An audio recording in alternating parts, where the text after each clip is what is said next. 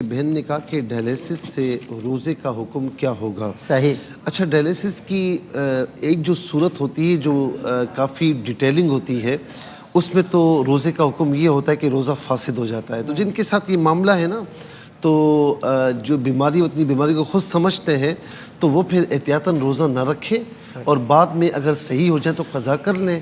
اور خدا نہ خاصہ ڈائلیسس کا ایسا معاملہ ہوتا ہے کہ وہ کنٹینیوسلی ہر مہینے میں کچھ دن ہوتا ہے، بلکہ ہر ویک میں کچھ دن ہوتا ہے. تو اگر کنٹینیوسلی معاملہ ایسا ہے تو پھر وہ روزے کے بدلے میں فدیہ دے دے، ایک مسکین کو 2 وقت کھانا کھلا دے تو ہو جائے گا کہ روزے کے بدلے میں. ایک بہن نے یہ سوال پوچھا کہ عورت کے پیچھے صلاۃ و تسبیح پڑھنا کیسا ہے.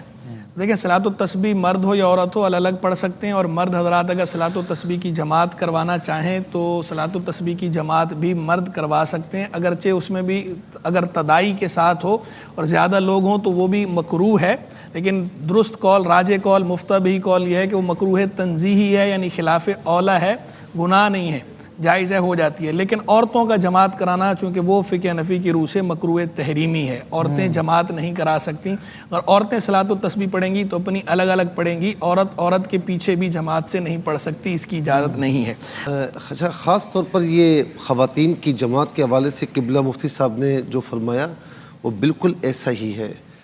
لیکن چونکہ ہماری تھوڑی ادارے کی فیلڈ بھی ہے اور اس میں کیا ہوتا ہے کہ کچھ حافظائیں حفاظ جو خواتین ہوتی ہیں، بچیاں ہوتی ہیں، شبینہ اگر ان کو نہ پڑھایا جائے تو بڑا حرج واقع ہوتا ہے. وہ قرآن معاذ اللہ بھول جاتی ہے، کمزور ہوتا ہے قرآن، یعنی قرآن جو ہے نا یہ سنانے سے آتا ہے.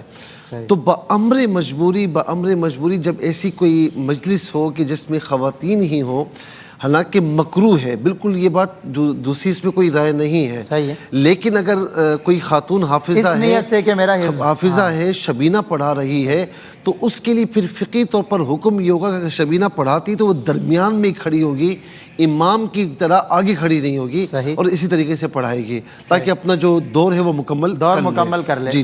ایک تو یہ کہ قبلہ مفتی صاحب نے جو یہ بات بیان کی شبینے وغیرہ کی، تو یہ بھی ذہن نشین رہے کہ یہ شبینے کی بات ہے، صلاۃ و تسبیح کی نہیں ہے. بالکل. سائلہ کا جو سوال ہے نا کہ صلاۃ و تسبیح تراویح کی بھی نہیں ہے، تراویح کی بھی نہیں ہے، صلاۃ و تسبیح جو سائلہ نے پوچھا نا کہ صلاۃ و تسبیح پڑھ سکتی ہے عورت کے پیچھے کے نہیں، تو صلاۃ و تسبیح نہیں پڑھ سکتی، یہ مکروہ تحریمی ہے. اور وہ جو خاتون کا بھی اس طرح مصلی سنانا ہے، شبینہ جو ہے وہ حفظ پکا کرنے کے لیے، وہ بھی حکم بہرحال کراہت کا ہے، وہ کر لے جیسے کہ آپ نے فرمایا، لیکن حکم اس کا بھی کراہت کا ہی ہے.